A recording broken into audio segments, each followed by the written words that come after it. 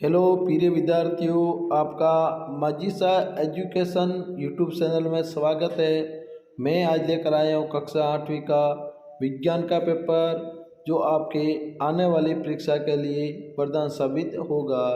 प्रिय विद्यार्थियों, मैं आज से हमेशा आपके लिए एक नया पेपर लेकर आऊँगा। आप हमेशा मेरे चैनल से जुड़े रहिए और मैं आपको वादा के साथ कहता हूँ कि आपके आने वाली परीक्षा में पूरे में से पूरे नंबर आएंगे। प्रिय विद्यार्थियों, आपका टाइम कम वेस्ट करते हुए हम आगे बढ़ते हैं।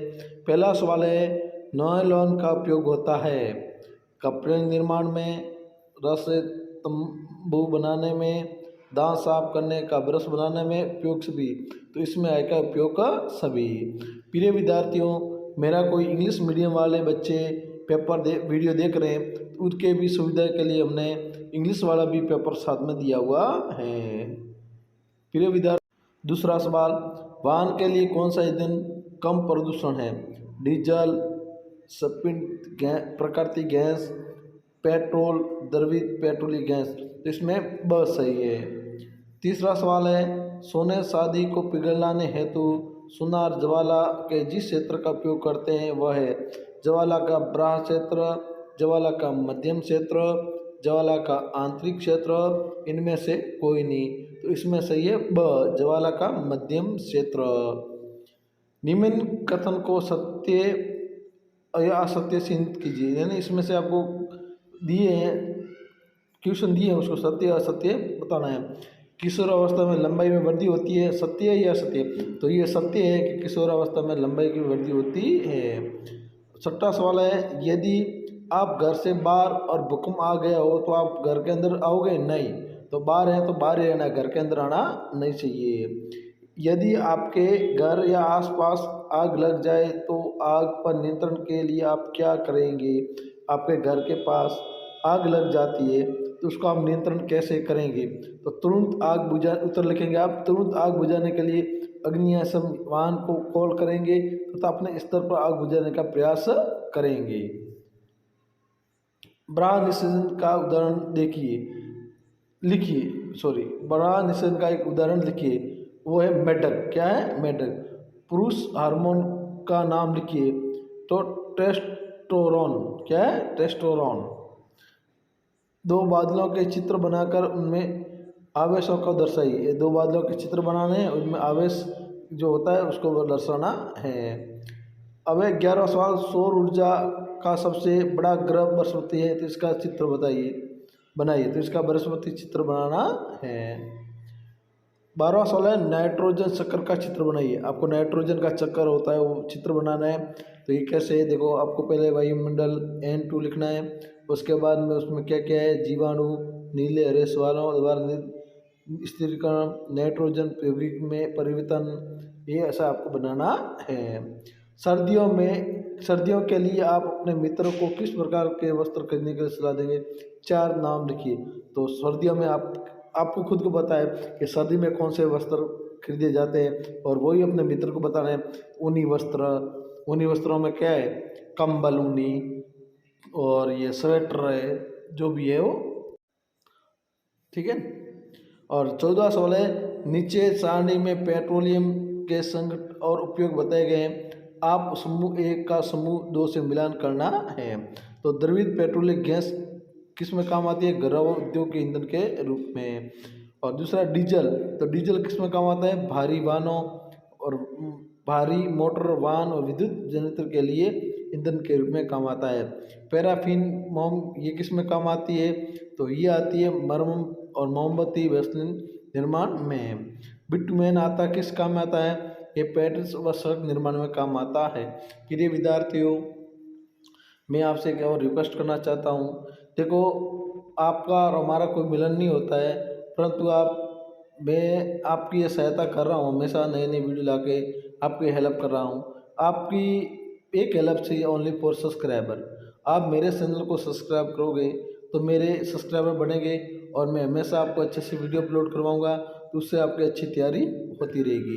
अच्छी तैयारी से आपको मैं वादा के साथ कहता हूँ, आने वाली बोर्ड परीक्षा में आप अच्छे नंबरों से पास होंगे।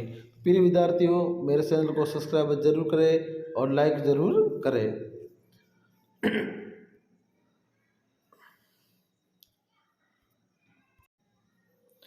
15वां सवाल है, नीचे लिखे गए वाक्यों की सत्यता को जांच कर सत्य असत्य से का चिन्ह लगाइए। वनोन्मूलन से वर्षा दर प्रभावित होती है, असत्य। वनों की कटाई से वर्षा दर प्रभावित नहीं होती है, नहीं होती है, तो ये असत्य है।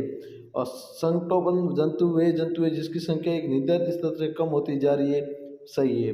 धीरे धीरे उपजाऊ भूमि मरुस्थल में बदल जाती है, उसे मरुस्थलीकरण कहते हैं, सत्य है। पादप कोशिका व जंतु कोशिका मानचित्र बनाइए। तो पादप कोशिका और जंतु कोशिका चित्र बनाना है आपको। और 17वां सवाल, दाब की परिभाषा व सूत्र लिखिए। दाब का परिभाषा, एकांक क्षेत्र पर लगने वाले बल को दाब कहते हैं। दाब का मात्रक है पास्कल, यानी P बराबर F/A।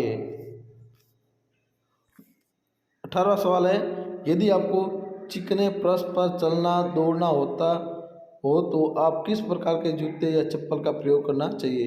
कीलदार खांचेदार जूते, क्योंकि इनसे घर्षण को कम किया जा सकता है। यानी चिकना फर्श होता है, हम यदि उस पर दौड़ना चाहते हैं तो हमको ये कीलदार और खांचेदार के जूते पहनने चाहिए, तो उसमें घर्षण कम होता है और हम गिरने की संभावना भी बहुत कम रहती है। शोर व संगीत में दो अंतर लिखिए। शोर और संगीत में दो अंतर है। तो शोर अप्रिय ध्वनि शोर कहलाती है, इसमें तनाव बढ़ता है। संगीत प्रिय ध्वनि संगीत कहलाती है, उसमें आनंददायक का अनुभव होता है। विद्युत लेपन दर्शाता वह सरल परिधत का मानचित्र बनाइए। तो इसका ये चित्र बनाना है और ये तांबे की प्लेट, कॉपर सल्फेट ऐसे नाम लिखना है और इसका प्लस माइनस करना है। 21वां सवाल है, कृत्रिम उपग्रह में कई प्रकार की जानकारी प्राप्त होती है, कोई दो जानकारियाँ लिखिए। तो मौसम की जानकारी प्राप्त होती है और दूसरी पृथ्वी के आकार के बारे में जानकारी होती है। 22वां सवाल है, आप अपने घर में गेहूं का भंडार करना चाहते हैं, तो इसके लिए आप क्या क्या तैयारियां करेंगे। आपके घर में जो गेहूं का भंडार है उसको इकट्ठा करना चाहते हैं, तो उसके लिए आप क्या क्या तैयारी करें, ये इसका उत्तर आपको बताना है। ये सवाल बहुत इम्पोर्टेंट है।